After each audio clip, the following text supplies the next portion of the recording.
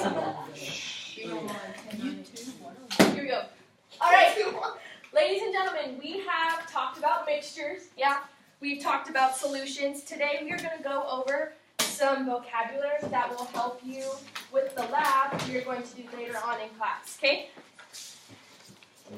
You're welcome. Write your name at the top of your paper. Thank you.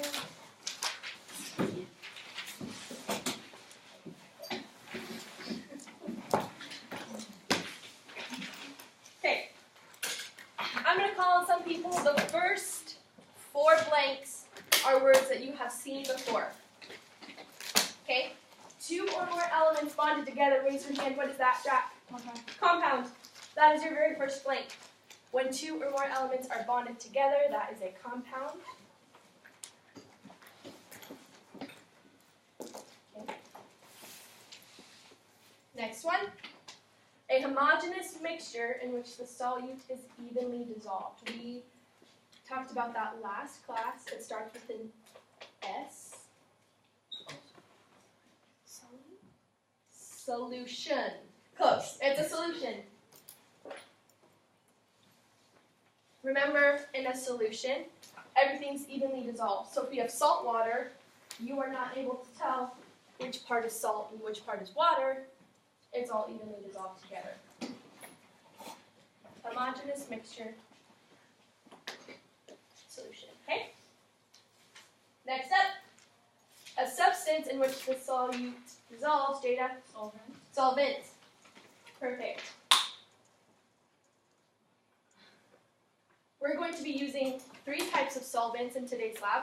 We're going to use water, salt water, and rubbing alcohol. We'll run into those later. Okay, a dissolved substance. Evan and Garrison, what is that? Solute. Solute. Awesome. That's your 4th blank.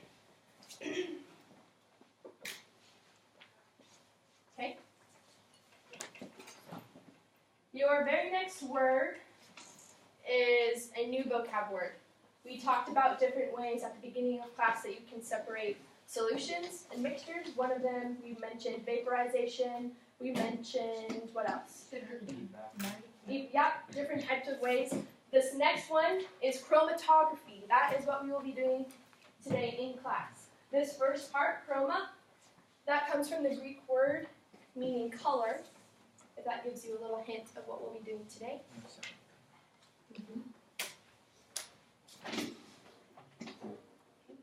Chromatography. And we are going to learn about what that looks like.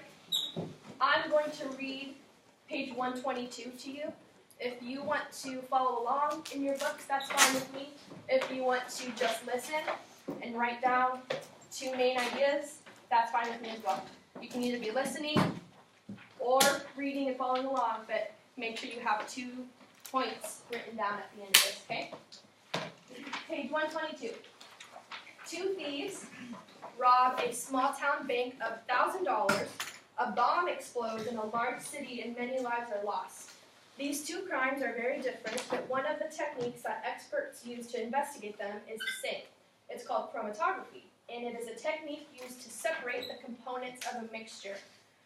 What can be found in a mixture? One starts with an E. Elements, compounds, all of those are found in mixtures, okay? One of the earliest types of chromatography, and one that you will use in this lesson, is called paper chromatography. It was invented in the 1940s by 2 English chemists, and while it seems very simple, it is also a powerful separation technique. It has helped us figure out how photosynthesis works. What is photosynthesis, Ryan? Alyssa? It's how plants eat. Yeah, plants make their own food. And it's also, we discovered what is in insulin through chromatography. If you've ever watched ink spread over a wet paper towel, you already have some idea of how this works. The kind of chromatography you'll use is a little more careful than that, though.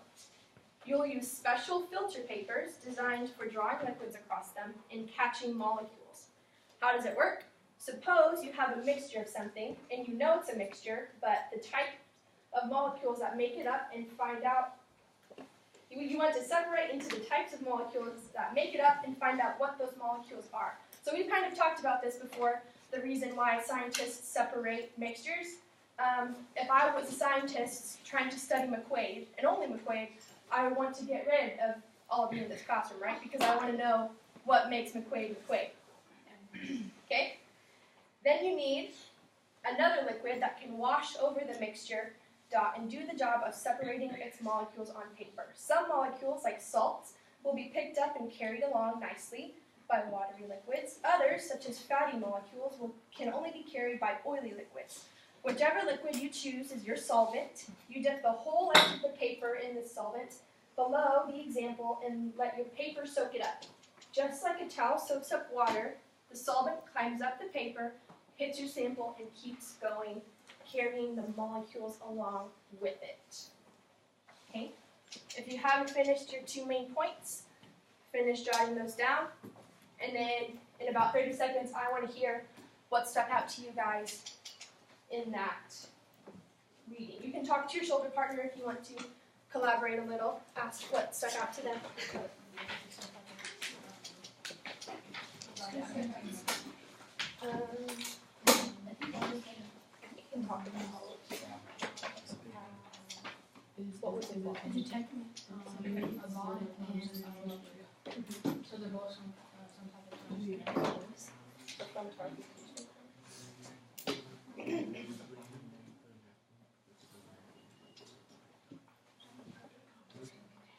Okay, that's kind of what my first one is though. kind of. McQuaid, tell us your second point. What stuck out to you? My first one was Second one. both parts are used. Chromatography. Yeah, chromatography is used a lot in crime. There are different types of chromatography. What we'll be doing today is paper chromatography. Tony, what else? Chromatography is a strong way to separate light. Yeah, perfect. It's a technique used to separate mixtures. We've talked about physical properties and chemical properties before. On 3A, it asks you what physical properties does chromatography use. The answer to that is solubility, so how easily a substance dissolves, and particle size. Those two things determine how much the mixture separates. Solubility and particle size are physical properties. That goes on 3A. Particle size and solubility.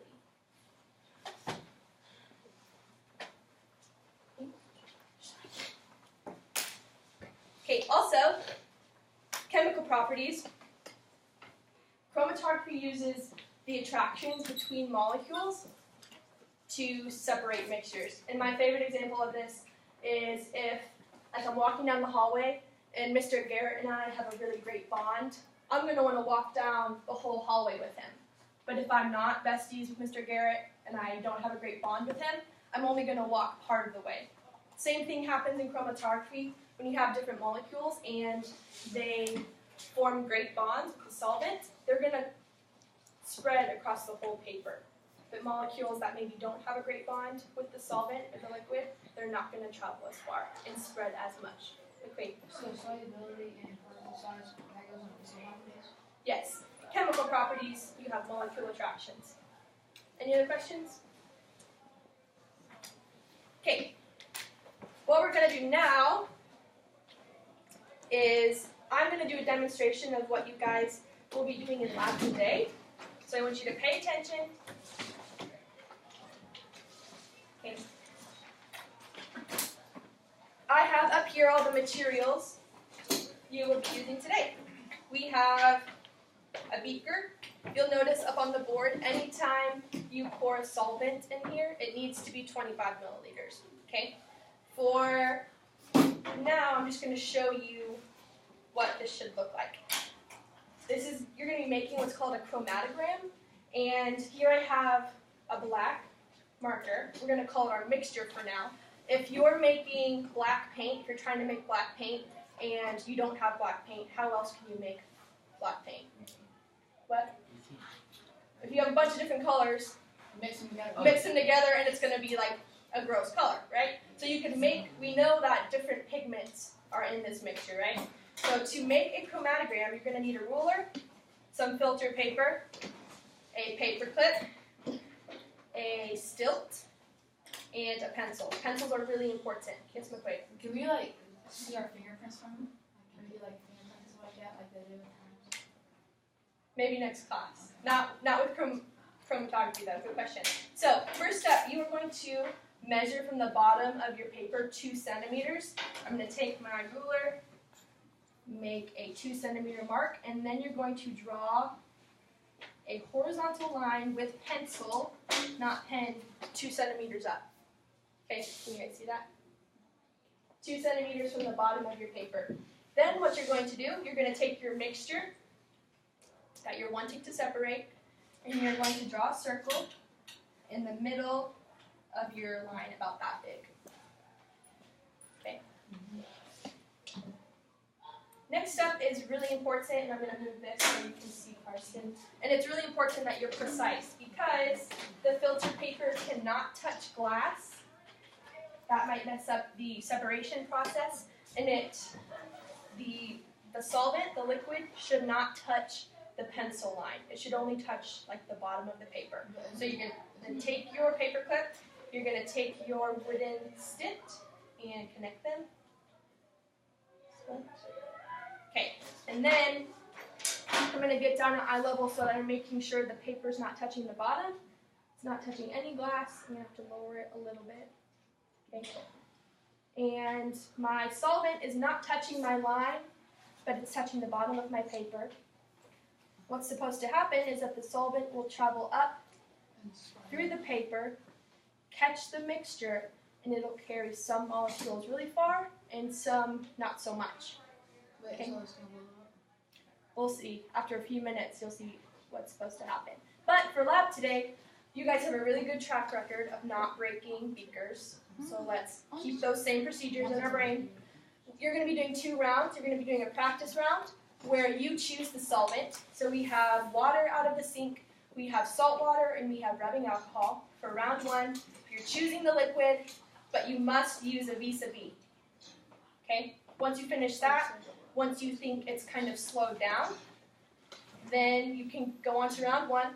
For round 1, you can choose whatever marker you want. I have dry erase, I have Crayola, I have highlighters up here. You can choose your marker. You're going to be doing 3 dots on one line. Do you see my examples up there? Round 1, you're going to have 3 on one piece of paper, and you have to use water as your solvent for that. So what are you doing?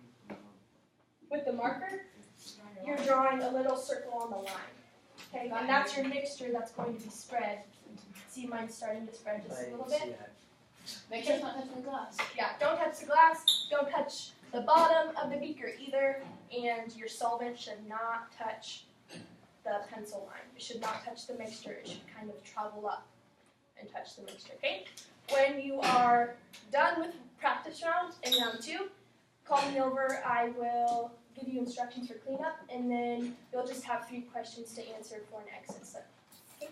So do you have a question? Are we doing in partners? Good question. You'll be working in groups of 3, so you can pick your group, but I just want you to be in a half table. Once you have your group, raise your hands, and then I'll release you to get your materials, okay? We have liquid materials over here, and all of your dry materials like the wood stick, the paper clip, the marker, they're all over here. Got it? Okay. Get into your groups. When you're ready, raise your hands, and I'll come over and let you get your materials. Go.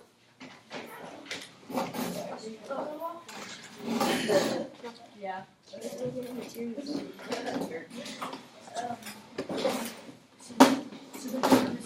Yeah. So the first